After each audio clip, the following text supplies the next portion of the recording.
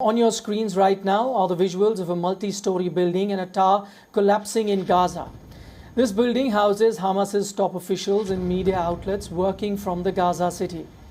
This incident is from 12th of May. The building was destroyed by airstrikes after Israel's evacuation warning to the occupants. This is not the only airstrike that happened in Gaza. Israeli military aimed at Hamas's rocket launching sites, their leaders' offices and homes. In the last few days, hostilities between Palestinian militants and the Israeli army have intensified.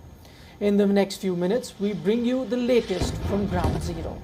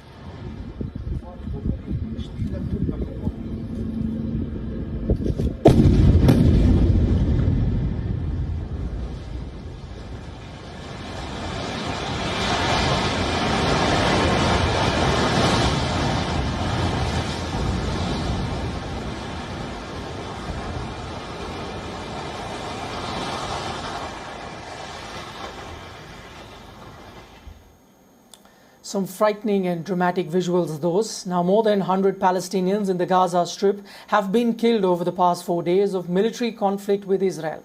Now according to the health ministry in Gaza, 103 people have been killed, including 27 children and 11 women, while 580 people have been wounded since Monday, as Israel and Hamas continue to exchange heavy fire. Palestinian militants fired dozens of rockets from Gaza. There were intense artillery exchanges Thursday night. Israeli troops assembled at the security barrier. Balls of flames rose high into the sky after strikes smashed into densely packed Gaza. Dozens of rockets were fired from Gaza towards the southern Israeli coastal cities of Ashdod and Ashkelon, and also in the vicinity of Tel Aviv's Ben Gurion airport. Now, 3 rockets were fired towards Israel from southern Lebanon as well. Israel's army confirmed the attack and said the rockets landed in the sea. It was not immediately clear who had fired them, but 2 sources close to Israel's arch-enemy, Hezbollah, said the Lebanese Shiite group had no link to the incident. Israel said it sent ground forces into action and pounded Gaza in response to a new barrage of rocket fire from the Hamas-run enclave.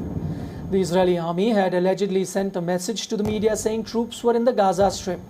But it is now clarified that its troops have not entered the Gaza Strip, blaming an internal communication problem for the confusion.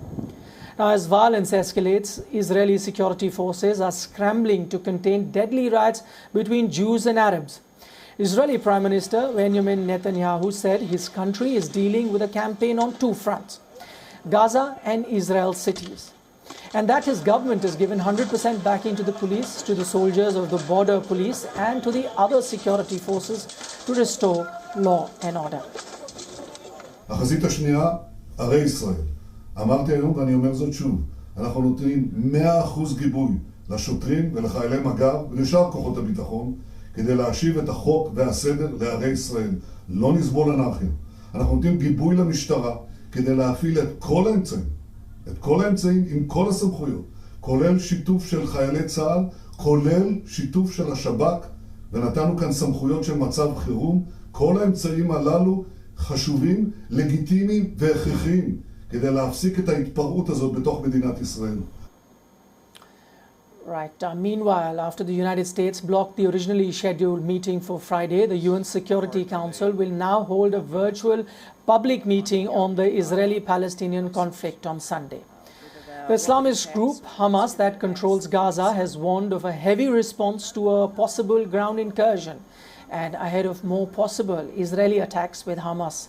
Palestinians have started evacuating their homes in the northern eastern part of the enclave. الضرب كتير الصغار كلها انصرعت خافت يعني احنا الكبار اللي شوف من يوم ما انولدت انا واحنا في الحرب صرنا بخفنا يعني ما حدش قادر يتحمل هذا حاجه. The US State Department has also urged citizens to reconsider travel to Israel due to the recent surge in violence between the Jewish state and Palestinians. Washington is also advising that Americans do not travel to the West Bank and Gaza.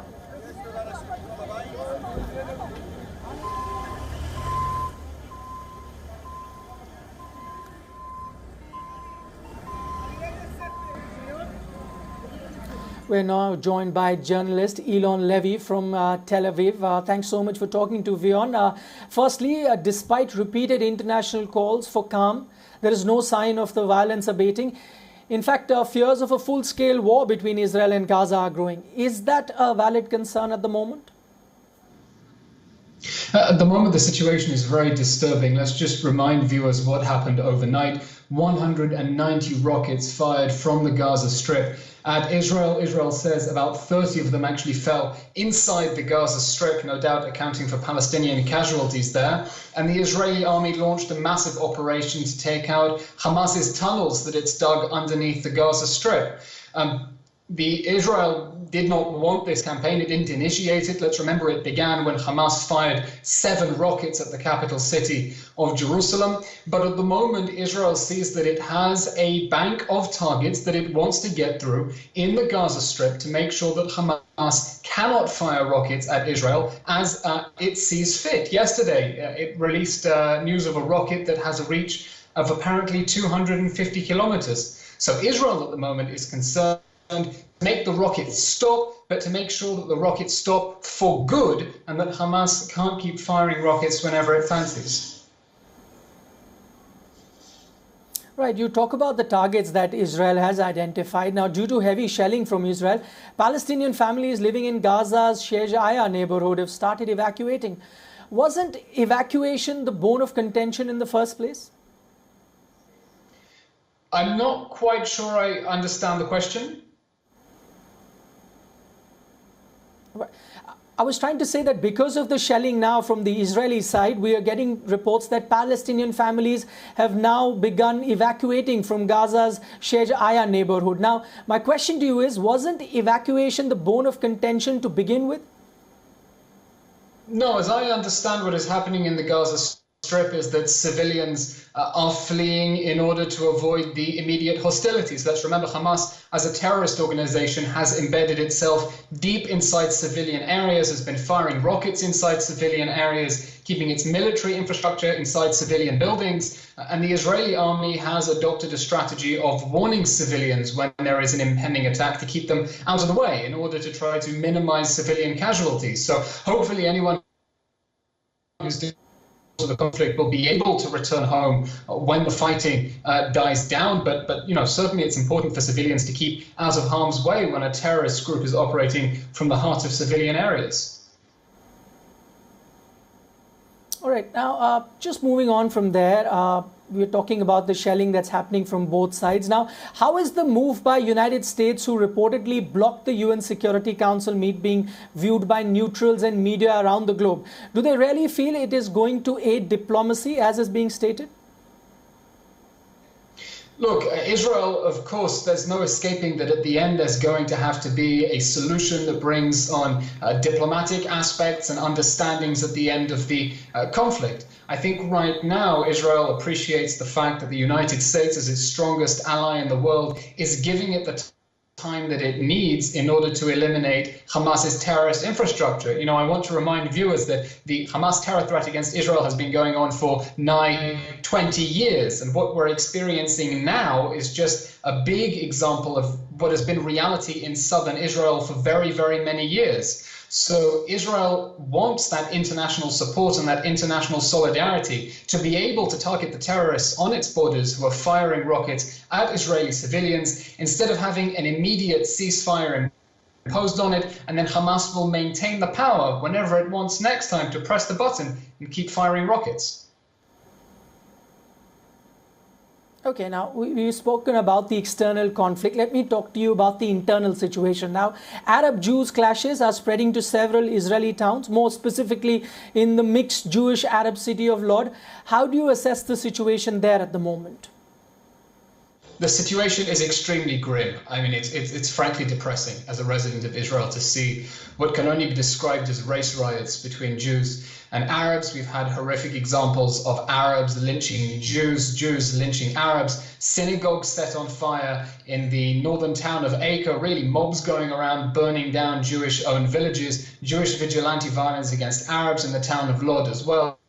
A situation that is really concerning everyone here, and hoping that the police are able to get control of it and have reassuring messages from national leaders that these vigilante mobs do not speak for us. Yesterday, Prime Minister designate Yair Lapid, who was trying to form a government from the centrist Yesh Atid party, went on television and said these mobs do not represent the large majority of Israelis who want to live together, who want peace, who want coexistence, who want a good, sound government that will find the common denominator. And we can only hope that when everything dies down, that there will be a process really of rebuilding community relations.